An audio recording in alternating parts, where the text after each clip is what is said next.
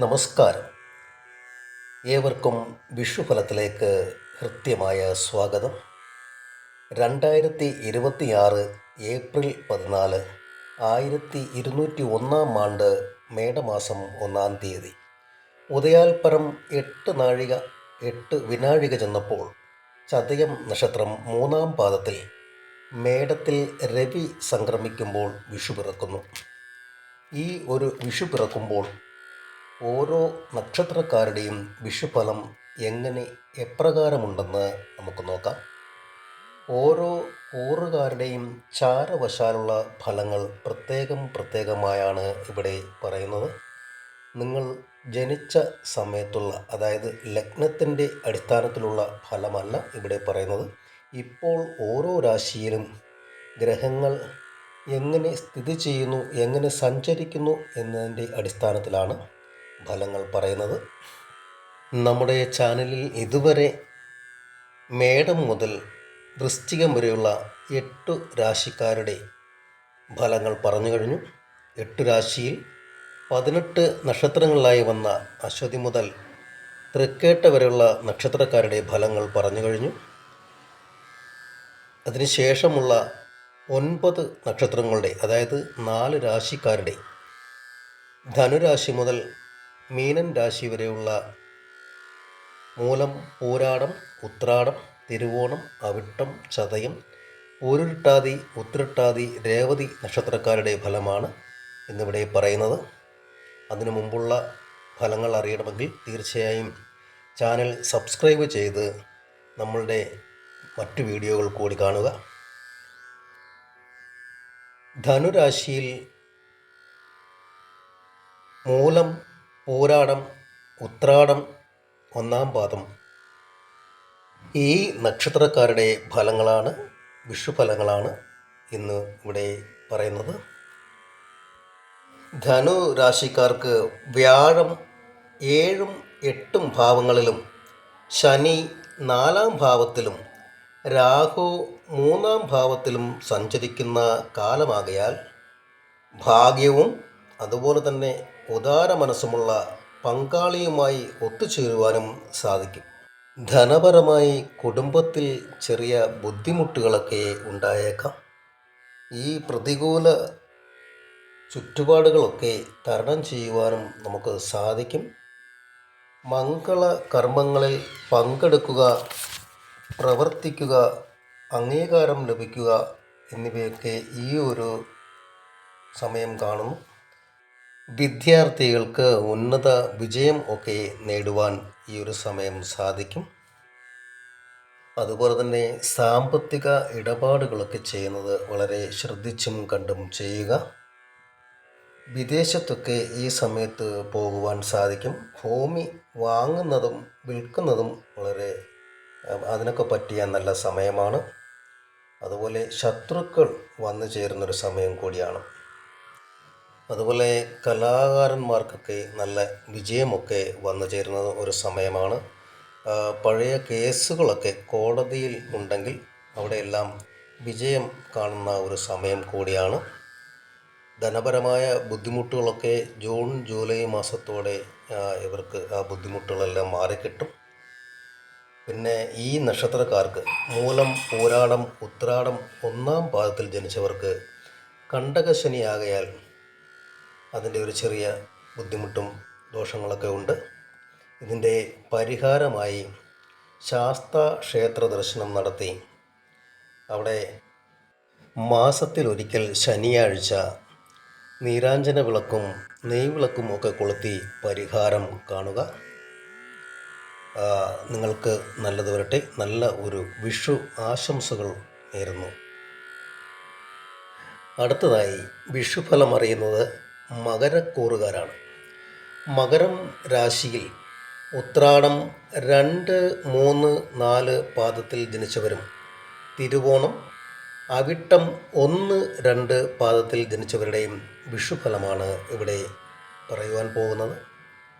ദയവ് ചെയ്ത് നമ്മുടെ ചാനൽ ലൈക്ക് ചെയ്ത് ഷെയർ ചെയ്തും സബ്സ്ക്രൈബ് ചെയ്തും സഹകരിക്കുക.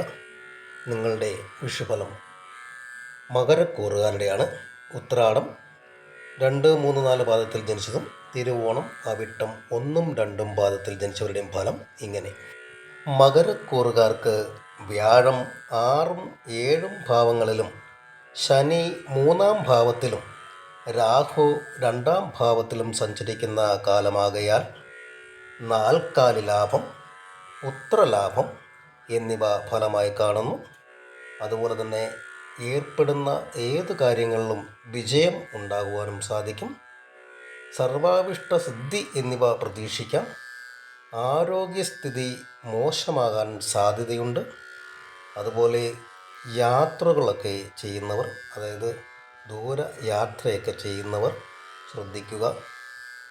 അതുപോലെ ധനനാശവും കരുതിയിരിക്കണം. അതും ധനപരമായ പ്രശ്നങ്ങളൊക്കെ ഉണ്ടാകാൻ സാധ്യതയുണ്ട്. അതുപോലെ തന്നെ കുടുംബ ഓഹരികളൊക്കെ നമുക്ക് വന്നു ചേർന്നേക്കാം. ഇതിനകത്ത് പുത്രലാഭവും കുടുംബ ഓഹരിയൊക്കെ നമുക്ക് വന്നു ചേർന്നേക്കാമെങ്കിലും അനാവശ്യമായ ചിന്തകൾ മാറ്റിവെക്കുക. അതിലൂടെ രോഗം നിങ്ങളെ വല്ലാതെ ബുദ്ധിമുട്ടിക്കും. പല പല രോഗങ്ങൾ നിങ്ങളെ ബുദ്ധിമുട്ടിപ്പിക്കുന്ന ഒരു ഫലം കൂടി ഈ ഒരു കാര്യത്തിൽ കാണുന്നു. അതുകൊണ്ട് ആവശ്യമില്ലാത്ത ചിന്താഗതികൾ മാറ്റിവെക്കുക. ഈശ്വരനെ വിളിച്ച് മുമ്പോട്ട് പോവുക. ധനപരമായ കാര്യങ്ങളൊക്കെ നല്ല മേൽക്കയറ്റത്തോടെ തുടർന്ന് 2-3 മാസം കഴിയുമ്പോൾ അതൊക്കെ തിരികെ കൈവരും. നിങ്ങൾക്ക് നല്ലത് വരട്ടെ എന്ന് പ്രാർത്ഥിക്കുന്നു. നല്ല ഒരു വിഷു ആശംസകൾ നേരുന്നു. അടുത്തതായി കുംഭം രാശിക്കാരുടെ വിഷുഫലമാണ് ഇവിടെ പറയുന്നത്.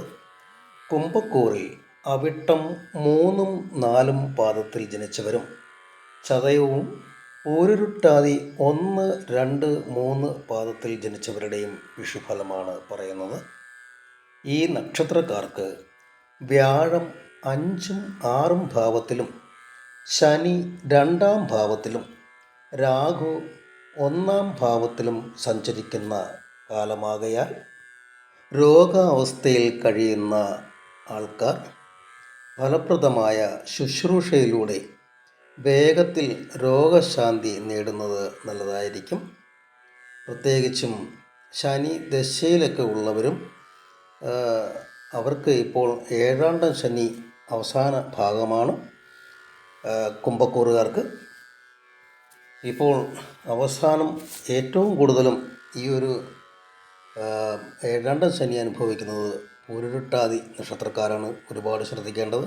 ചതയവും പൂരുരുട്ടാതി നക്ഷത്രക്കാരും ശ്രദ്ധിക്കേണ്ട സമയമാണ്. അവരുടെ രോഗങ്ങളെല്ലാം വളരെ നല്ല ചികിത്സയിലൂടെ മാറ്റിയെടുക്കുവാൻ നോക്കുക.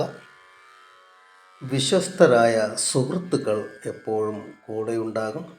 അതുപോലെ സാമ്പത്തിക നേട്ടങ്ങൾ വളരെ കുറവായി അനുഭവപ്പെടും. ആരോഗ്യമാണ് പ്രധാനമായും ശ്രദ്ധിക്കേണ്ടത് ഈ ഒരു സമയത്ത്. ധനപരമായ ചെറിയ ചെറിയ നേട്ടങ്ങളെല്ലാം ജൂൺ, ജൂലൈ മാസത്തോടെ നിങ്ങൾക്ക് വന്നു ചേരും. ഈ ഒരു സമയത്ത് കുടുംബ കലഹങ്ങളൊക്കെ ഉണ്ടാകാൻ സാധ്യതയുണ്ട്. അതുപോലെ ശത്രുക്കളിൽ നിന്നും ഭയമൊക്കെ ഉണ്ടാകുന്ന ഒരു സമയമാണ്.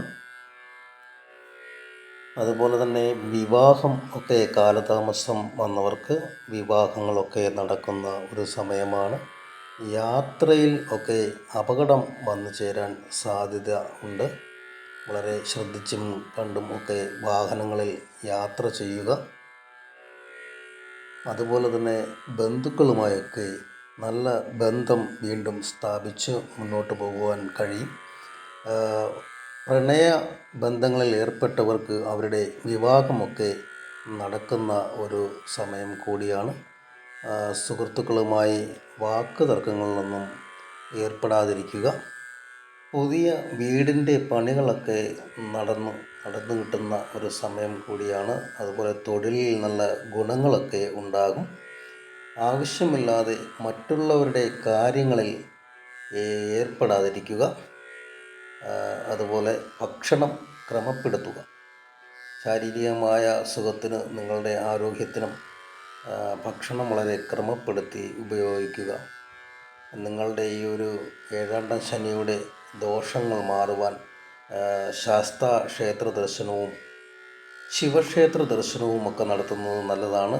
മൃത്യുഞ്ജയ പുഷ്പാഞ്ജലിയും അതുപോലെ ശാസ്താ ക്ഷേത്രത്തിൽ നീരാഞ്ജന വിളക്കും നെയ്വിളക്ക് കൊളുത്തിയും ഒക്കെ പ്രാർത്ഥിച്ച് നിങ്ങളുടെ ദോഷ ഫലങ്ങളുടെ കാഠിന്യം കുറയ്ക്കുക.